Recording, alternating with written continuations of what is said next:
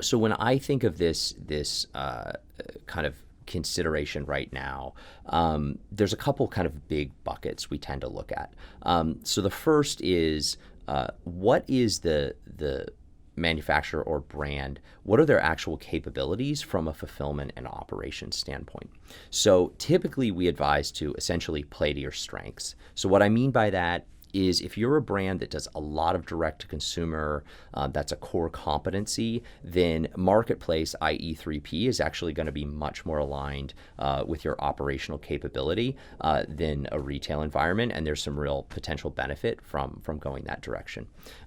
Conversely, if you're really a traditional, wholesale retail brand, you don't do any direct to consumer, you're very good at shipping pallets and truckloads and containers of product to big retailers efficiently, and that's been your model for a long time, you're probably going to be better suited from an operations standpoint to the 1P environment. So, and then, of course, you can combine those two things and use a hybrid strategy.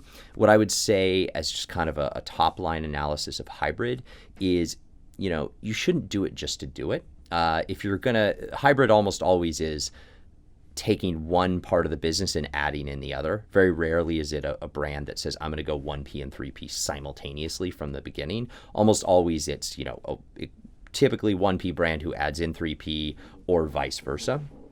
So I would just say, make sure you have a real significant reason behind running a hybrid strategy, because it does add a significant amount of complexity into the process. And there are potential conflicts between 1P and 3P that you have to watch out for as a brand, so you're not kind of shooting yourself in the foot. So there's kind of this big operations and fulfillment capability bucket, which I think is an important one to consider.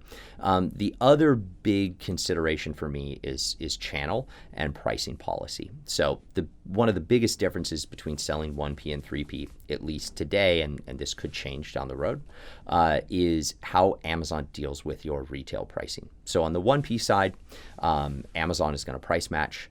So if you have a channel that is not fully MAP compliant, which is 99% of brands out there fall into that camp, then you're likely going to have Amazon price matching and selling below MAP. On the 3P side, you're going to have the full ability to control your retail pricing, with a few exceptions, because you're the seller, so you set your own retail. So it's kind of easier to deal with channel issues on the 3P side. So I think just as important as the things I'm bringing up are the things I'm not bringing up, which are essentially the ability to drive sales. So what's interesting is that the decision to go 1P or 3P or both used to have a big impact ultimately on your ability to drive a business. So it would at least indirectly impact the revenue potential for your brand on the platform. The reason for that is 1P and 3P used to be very different in terms of programs that Amazon offered. You had different programs at different times that were only available 1P or only available 3P, and they could then make a huge impact on your ability to drive a business. So that gap has been almost entirely closed.